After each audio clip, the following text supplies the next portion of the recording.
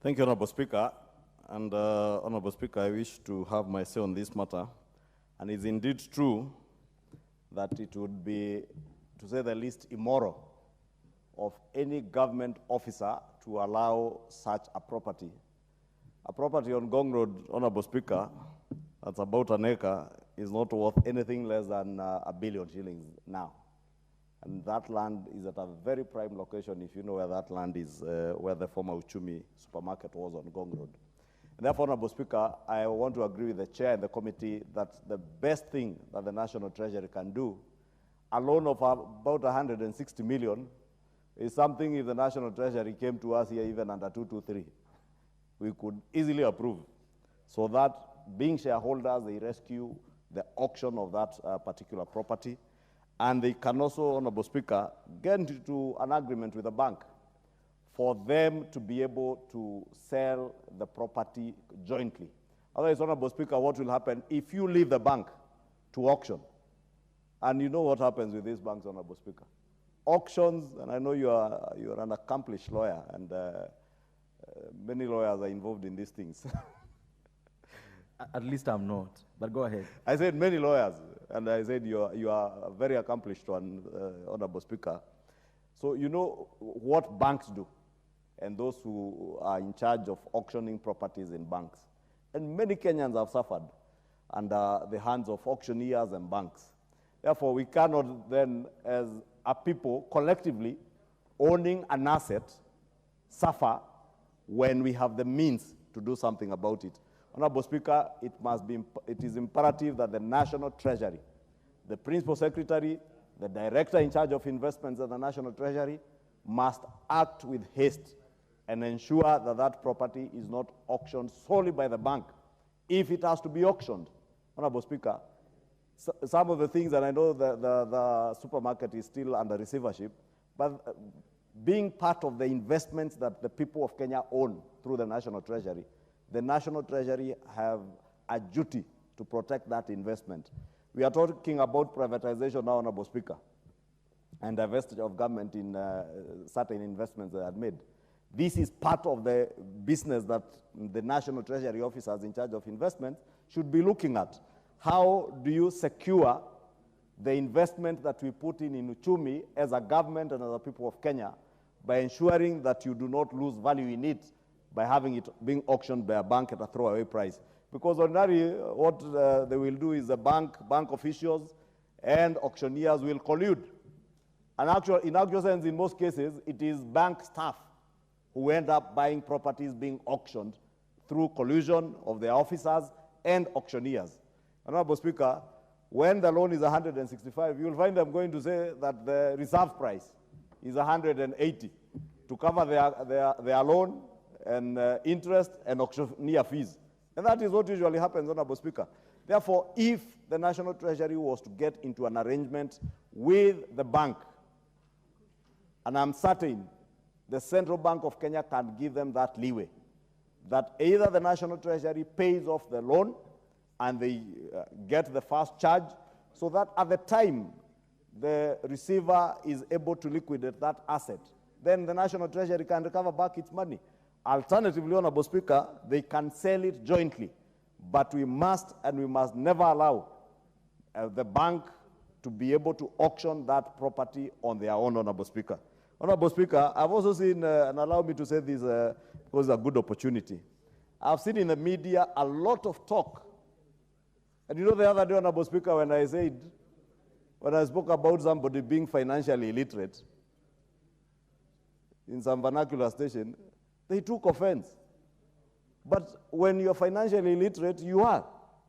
And I said I'm also illiterate in some aspects. For instance, I'm broadcast illiterate. So I will not seek to broadcast anything in a studio because I don't know how to do it. But I am very financially literate. And Honorable Speaker, I have heard many people speak how government is selling off assets. Honorable Speaker, ignorantly, people are not looking at the Privatization Act, which we passed here as a privatization bill only, I think, about 3 or 4 months ago. And that Privatization Act now makes it very clear how government will divest from investments it had made in the past, whether it is through initial public offering, whether it is through the identification and getting into joint ventures with strategic investors, whether it is through what would be an outright sale of some assets, Honorable Speaker. And there's a lot of propaganda out there. I have heard them saying, oh, KICC is being sold. Honorable Speaker, KICC today, 90% of the tenancy at KICC, I think, is Parliament, paying peanuts because it's a government to government. But this is a prime location in our CBD.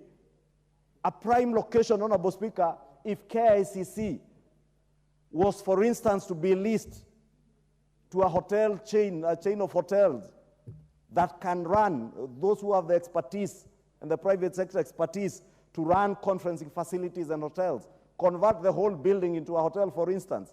You can imagine the amount of money government would be able to generate rather than wait for myself and yourself, Honorable Speaker, to get small corner offices there and Parliament pays peanuts, or government ministries who never pay because it's government to government.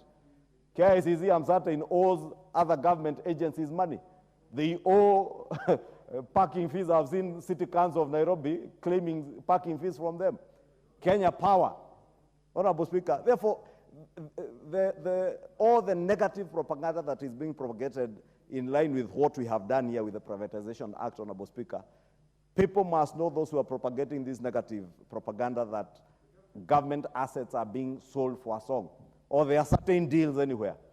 The law we passed is very clear on the process of divestiture, how you identify what assets government will divest from, how you will divest, whether it's through initial public offering, like was done with Safaricom or Kenyan, Honorable Speaker, in the years gone, or whether it is through the input of a strategic investor, or whether it is leasing, like we said with the sugar companies in Western Kenya and parts of Nyanza, and elsewhere, Honorable Speaker, that you will lease, you will not sell off those assets, Honorable Speaker, so that Kenyans are able to derive value Honorable Mwenyi, what is out of order? out of their... Honorable Mwenyi, what is out of order? Speaker, the leader of our majority is now engaging in another debate.